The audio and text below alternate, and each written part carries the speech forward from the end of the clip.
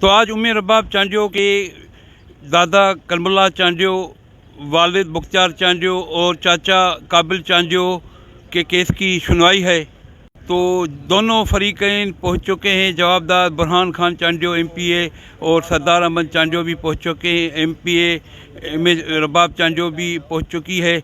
आपको मैं बताता चलूँ कि 19 नवंबर को नदीम बदर काजी की अदालत ने जवाबदारों पर फर्द जुर्म आयद किया था। तो आज 3 दिसंबर है, आज इस केस की सुनवाई है।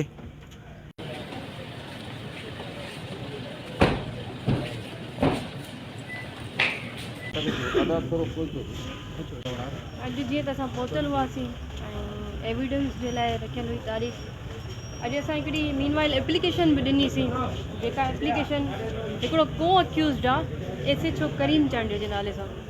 जॾहिं ही वाक़ियो थियो त उन खां पहिरियां सरदार चांडियो जेको अक्यूज़ड आहे उन हिन जी पोस्टिंग कराई ऐं उन को अक्यूज़ जेको करीम चांडियो आहे उन जी कंस्पायरेसी आहे, उहो बि इन प्लानिंग में शामिल रहियो।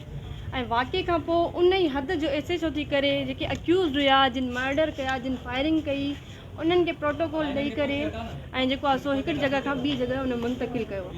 त अॼु इहो पार्ट ऑफ एविडेंस आहे ऐं असां आयासीं, अदालत खे ॿुधायोसीं त उन अक्यूज़ खे बि हिन केस में शामिल कयो वञे त जीअं सबूत हलाइण में असांखे आसानी थिए। सो नेक्स्ट डेट जेका हेयरिंग जी रखी वई आहे 17 दिसंबर जी रखी वई आहे।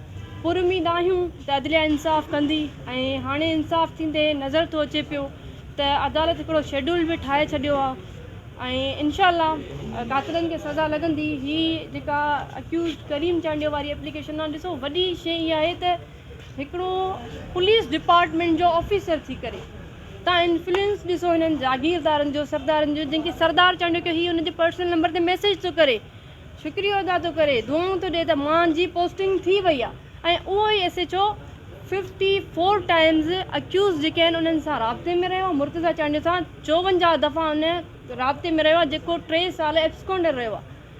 19 जनवरी 17 जनवरी ते वाक़ियो थियो आहे, 19 जनवरी ते बि ही राब्ते में रहिया आहिनि। उन खां अलावा ही सभिनि अक्यूज़ सां, जेके बि अक्यूज़ड आहिनि असांजे केस में जवाबदार आहिनि, उन्हनि सां उहो SHO राब्ते में रहियो, उन्हनि खे फैसिलिटेट कंदो रहियो आहे। हुन जी प्लानिंग सां गॾु थी करे हिननि जी प्लानिंग सां हुन मर्डर में जेको आहे सो पंहिंजो किरदारु अदा कयो आहे। सो पूरी उमेद आहियूं त इंशाल्लाह कोर्ट उनखे जेको आहे सो ज्वाइन करे ऐं एविडेंस हलाईंदी ऐं असां तयारु आहियूं। अॼु बि मूंसां विटनेसिस बि गॾु हुया। इंशाअल्लाह असां केस हलाईंदासीं ऐं मां पूरी उमेद आहियां त मुंहिंजे वालिद साहब ॾाॾे ऐं चाचे जे कातिलनि खे असां फांसी जे फंदे ताईं ॾिसंदासीं।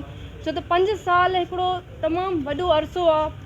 अदालतुनि ते बि हिकिड़ो सवाल निशान बणिजी चुको त हिकिड़ी न्याणी जेका इंसाफ़ जे लाइ दरबदर रही, पर अल्लाह जी ज़ात करीम आहे ऐं अदालतूं असांजी उमेद आहिनि तो इंशाअल्लाह इंसाफ़ वठे। आप चांडियो की बातें जो 5 सालों से अपने दादा भाई और चाचा के कातिलों को कानून के कटहरे में लाने के लिए मुसलसल कोशिशें कर रही है। मैं हूं A1 TV दादू डिस्ट्रिक्ट रिपोर्टर असगर खान मला।